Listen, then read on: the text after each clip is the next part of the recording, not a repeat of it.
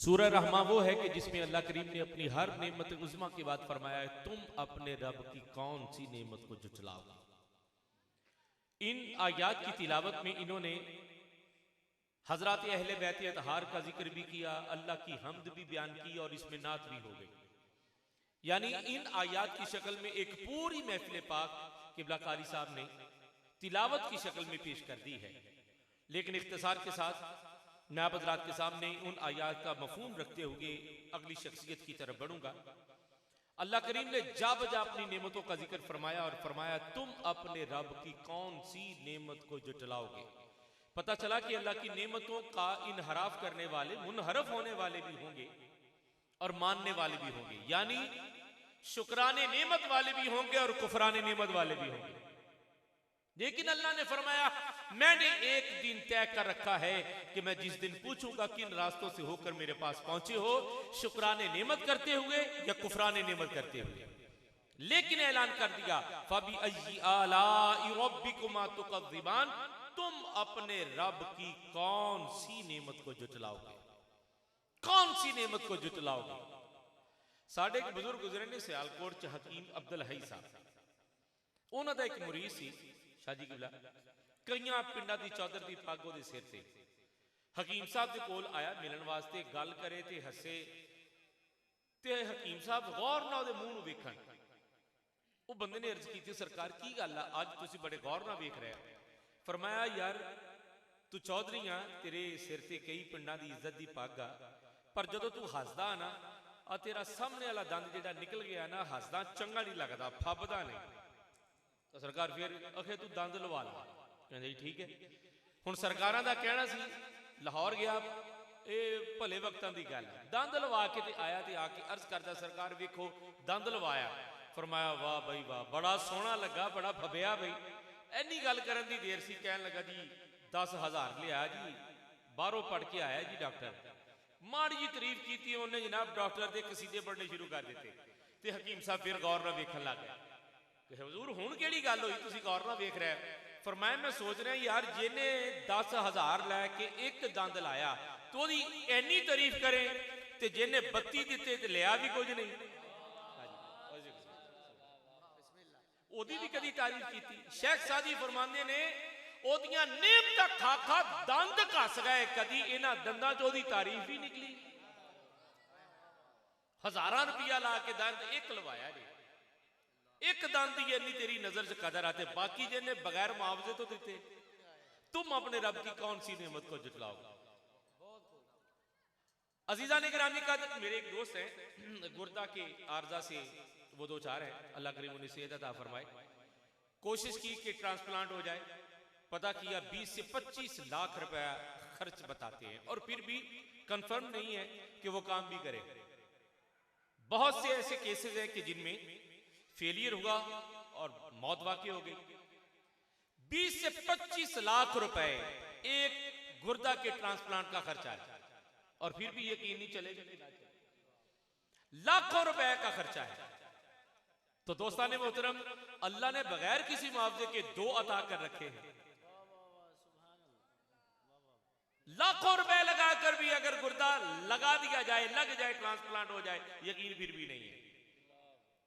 हजारों का दांत लगवाकर खुश होता है, लाखों का गुर्दा लेकर खुश होता है। हमारे एक दोस्त हैं अल-फतेह डेवलपर मियां मजर साहब, उनके वालिद को जिगर का अर्जा हो गया, चाइना लेकर गए, ट्रांसप्लांट करवाया, 1 करोड़ रुपया खर्चा आया, बचे फिर नहीं, 10 दिन के बाद इंतकाल हो गया। भाई करोड़ लगाकर जिगर भी ठीक ना हुआ, लाखों लगाकर गुर्दे भी ठीक नहीं हुए, हजारों लगाकर दांत, तो भाई हजारों लाखों करोड़ों लगाकर हम बड़ा फख्र करते हैं कि भाई हमने इलाज करवाया, ठीक हो गए। तो जिसने बगैर किसी मुआवजा के ये तमाम नेमतें अता कर रखी हैं, कभी उसका भी शुक्र अदा किया है। मिनट मिनट पर चार्जेस लेते हैं ये ऑक्सीजन लगाने के, अल्लाह ने इतना बड़ा सिलेंडर लगा दिया, पूरी कायनात फ्री ऑफ कॉस्ट ऑक्सीजन ले, कितनी करम नवाजी। तुम अपने रब की कौन सी नेमत को जुटलाओगे। ये अल्लाह ताला की अताएं हैं, इनकी कदर करें। ये वजूद अल्लाह की नेमत है, ये वजूद अल्लाह ने आपको बतौर अमानत दिया है, इसका ख्याल रखें। ये नेमतें इस दर्जा कीमती हैं कि जब खराब हो फिर पता चलता है कि इसकी कीमत क्या है। तो अल्लाह ने फरमाया फाबी अय्यि आलाई रब्बिकुमा तुकद्दिबान, तुम अपने रब की कौन सी नेमत को जुटलाओगे। तो कुछ लोग हैं जो कुफरान नेमत करते हैं, इनहराफ करते हैं अल्लाह ताला की नेमतों पर, लेकिन बहुत ऐसे हैं जो शुक्राने नेमत करते हैं अल्लाह ताला की नेमतों पर। तो जिन आयात की आपने तिलावत की, उन आयात में हजरात पंजतन पाक का जिक्र भी है, और अल्लाह ने उन्हें भी बतौर नेमत करार दिया है और ऐलान फरमाया है। लुलु और मरजान, सबज और सुरख मोती, यानी मौला हसन और मौला हुसैन। हजरत अनस कहते हैं यहाँ बरज़ख से मुराद हजूर अनवर सल्लल्लाहु अलैहि वसल्लम की जात है कि जहां पर ये बहरे तहारत और बहरे विलायत मिलकर जुदा होते हैं, और बहरे तहारत सैयदा ज़हरा बतूल की जात गिरामी कदर है, और बहरे विलायत मौला अली की जात है। और अल्लाह ने फरमाया फाबी अय्यि आलाई रब्बिकुमा तुकद्दिबान, जब तुम्हें पंजतन पाक दिए, ये बतौर नेमत दिए हैं, और तुम अपने रब की कौन कौन सी नेमत को जुटलाओगे। तो पंजतन की कदर करनी चाहिए, क्योंकि ये नेमत रब्बानी है। सुन लीजिए, कायनात बाद में है, पंजतन पाक पहले है। जनाबी आदम अलैहिस्सलातु वस्सलाम ने अपनी दुआ की कबूलियत के लिए इन 5 का वसीला पेश किया था। कहते हैं जब मेरी आंख खुली, आंख खुली से मुराद कि कालब तैयार हुआ, रूह फूंकी, रूह जिस्म में दाखिल हुई, आंख खुली और देखा कि अल्लाह के अर्श की दाई जानब 5 नूर चमक रहे थे, और ये 5 नूर पंजतन पाक की ज़वात के थे। पता चला कि आदम भी बाद में है, पंजतन पाक पहले है। सुभान अल्लाह, पंजतन पहले है, आदम भी बाद में है, आदमियत भी बाद में है।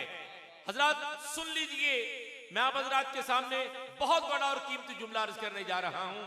अल्लाह ने वयुज़क्कीहिम की सनद देकर हबीब को भेजा कि हबीब आपने लोगों को पाक करना है, आपने लोगों को पाक करना है। और पंजतन पाक, इनके बारे में सुनिएगा कि पंजतन पाक पहले हैं, आए बाद में है। पाक पहले है, आए बाद में है। पाक पहले है, आए बाद में है। आप सवाल कर सकते हैं वो कैसे, सुनिए। हजरत मौला कायनात की विलादत हुई काबतुल्लाह में। छोटा सा तालिब इल्म किबला शादी मौजूद है, तायद फरमाएंगे। मैंने आज तक नहीं सुना, आज तक नहीं पढ़ा कि विलादत मुर्तजा के बाद काबा को धोया गया या मिट्टी उठाकर बाहर फेंकी गई। हुजूर ने फरमाया मैं और अली जब चाहे जिस हालत में हो मस्जिद नबवी में आ भी सकते हैं, रुक भी सकते हैं। ये एक इस पर एहतियात है कि अगर आप पर गुस्ल फर्ज हो तो आप मस्जिद में नहीं जा सकते। अगर जाएंगे भी तो कपड़ा रखेंगे नीचे, उसके ऊपर पांव रख सकते हैं, वगरना आप मस्जिद में नहीं जा सकते। लेकिन नबी ने फरमाया मैं और अली जब चाहे जिस हालत में हो मस्जिद नबवी में आ भी सकते हैं और रुक भी सकते हैं। किसी ने सवाल किया हुजूर आप तो पाक करने के लिए आए, लेकिन अली क्यों? फरमाया जिसके आने से काबा ना पाक नहीं हुआ मस्जिद कैसे हो सकती है? अल्लाह, जिसके आने से काबा ना पाक नहीं हुआ मस्जिद कैसे हो सकती है? तो नबी ने ये ऐलान करके बता दिया मैं भी पाक, अली भी पाक। सुभान अल्लाह, मैं भी पाक और अली भी पाक। और इधर देखिए बिनते रसूल का काशाना करम है, विलायत और इमामत का गहवारा है। मौला हसन और हुसैन दुनिया में तशरीफ लाए, उधर मस्जिद नबवी में अज़ा हुई, सैयदा ने मुसल्ला बिछाकर नमाज के लिए नियत कर ली। अब हुजूर की बारगाह में ज़ौजाए सिद्दीक जो कि हुजूर सैयद की खिदमत पर मामूर थी, गई और जाकर कहा हुजूर मैंने बड़ा अजब मामला देखा। हुजूर ने फरमाया क्या? कहा कि इधर शहजादे दुनिया में तशरीफ लाए, उधर मस्जिद नबवी में अज़ा हुई, सैयदा ने मुसल्ला बिछाकर नमाज अदा कर ली। तो हुजूर ने फरमाया इसमें ताज्जुब क्या है?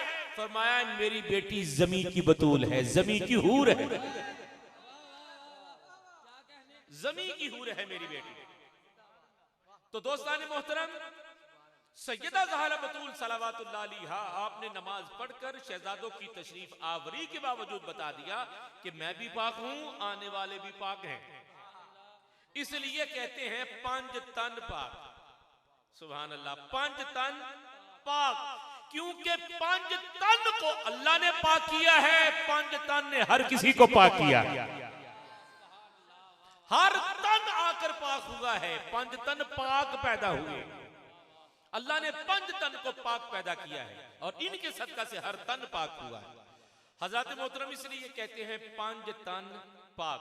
अच्छा, कुछ लोग सवाल करते हैं कि अहले बैत रसूल में अज़वाज रसूल भी हैं, दीगर बनाते रसूल भी हैं, आप इन्हें ही पंज तन पाक क्यों कहते हैं और तन पाक नहीं? भाई हर तन पाक है, लेकिन फर्क इतना है कि पंज तन को अल्लाह ने पाक किया है और पंज तन ने हर तन को पाक किया है।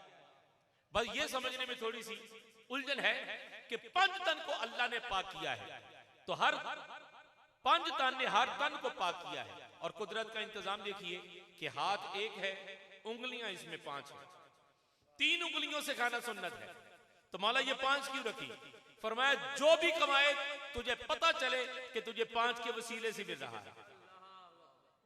हाथ एक है, उंगलियां 5 हैं, इस एक हाथ का ताल्लुक वहदत से है, 5 उंगलियों का ताल्लुक पंज तन से है, और इसमें जोड़ है 14। परेशान हो गए? हाथ एक, उंगलियां 5, जोड़ 14। नवाला तोड़ के मुंह के करीब लेकर जाए, गौर से देखना, तेरा नवाला कहेगा अपने हाथ की कमाई नहीं, 5 और 14 का सदका खा रहा है। ये कायनात ही 5 और 14 का सदका खा रही है। अहले बैत अतहार के सदका से अल्लाह अता कर रहा है, और कायनात आले अतहार के सदका से पल रही है, खा रही है। ये चक्की सैयदा की चल रही है, और इसी चक्की का सदका है कि जमाना लंगर खा रहा है। तो हजरत मोहतरम, पंज तन पाक आदमियत से भी पहले के हैं, आदम और आदमियत पंज तन के बाद है। तो हम मौला पंज तन पाक के मानने वाले हैं, और पंज तन पाक के मानने वाले वालेहाना अंदाज में इस नारे का जवाब देते हैं। कोई जुबान खामोश न रहे, नारे तकबीर। एडी सर्दी कोई नहीं जिन्नी तुसी मन्नी बैठे हो, नारा रिसालत। असी शहरी बंदे बहुत ही सर्दी मानने हैं, पिंड वाले ते सर्दी इहो जी नूं मनदे कोई नहीं, पर तुसी किवें मन्नी बैठे हो, मैं हैरान हां। नारे तकबीर। अच्छा, जेदा पंज तन पाक तो बगैर सर्दी आ, ओ ना बोलो। मैं सरदा नहीं कह सकती, ते जेदे नहीं सर्दी हो जरा बोले रल के, नारे तकबीर। शाजी रिपीट थोड़ी घट रखिया कि जो गुफ्तगू करा, मेहरबानी। नारे तकबीर। हल्ले भी चस नहीं आई, सारे रल के जरा आवाज बोलन, नारे रिसालत। दो माथा नु चक के नारे रिसालत, नारे हैदरी, हैदरी, हैदरी, नारे गौसिया। अल्लाह मोहम्मद 4 यार हाजी ख्वाजा कुतुब फरीद। तो दोस्तान गिरामी कदर, जिन आयात की किबला कारी साहब ने तिलावत की, ये पंजतन पाक का कसीदा कहिए जो आपने तिलावत करने का शर्फ हासिल किया। अल्लाह पंजतन पाक के सदका से हम सब पर करम नवाजियां फरमाए, उनके सदका से हमारे अहवाल पर करम फरमाए। मौला ताला पंजतन पाक के मानने वालों को कभी कोई मुश्किल ना आए। मौला पंजतन पाक का सदका खुशियां और कामरानियां हमेशा मुकद्दर और नसीब में रहे। कोई दुख पंजतन पाक के मानने वालों के घर की तरफ मुंह ना करे। मौला सब पर करम फरमाए, और इलाही बहक के बनी फातिमा के बर कौले ईमा कुनम खातिमा, अगर दावत रद कुनी बर कबूल, मनो दस्त दामाने आले रसूल। हजरत मोहतरम सिलसिला है अकीदत आगे बढ़ाते हैं। मैं पूरे पंडाल में अभी वो चेहरे तलाश कर रहा हूं जिन्हें मैंने कुछ सुनाना है। मुझे जैसे ही वो चेहरे नजर आ गए तो फिर इंशाअल्लाह ताला अकीदत के और अकीदे के कसायदो मनाकब के ऐसे ऐसे गौहर आज आप हजरात को मैंने पेश करना है। मैं चाहता हूं कि कहीं बेकदरी ना हो जाए और मेरे जुमले और अल्फाज जो हैं ये जाए ना हो जाएं, इसलिए अहबाब का मैं मुतलाशी हूं। मुझे वो चेहरे चाहिए कि जो सुनने की तबीयत से इस बज़म में आए हैं, और जैसे ही वो मेरी नजर में आए, किबला शाजी की हमनवाई मुझे हासिल है, तो ये इनफरादी तौर पर भी हम इन्हें सुना सकते हैं, लेकिन इज्तिमाई तौर पर मुझे ऐसे चेहरे दरकार हैं, ऐसी समात मुझे चाहिए कि जो मुतहम्मिल हो इन जुमलों की, जो आज खजीनाए मवद्दत लेकर मैं सीने में आया हूं कि मैं पेश करने का शर्फ हासिल करूं और आप सुनने का हक अदा करें।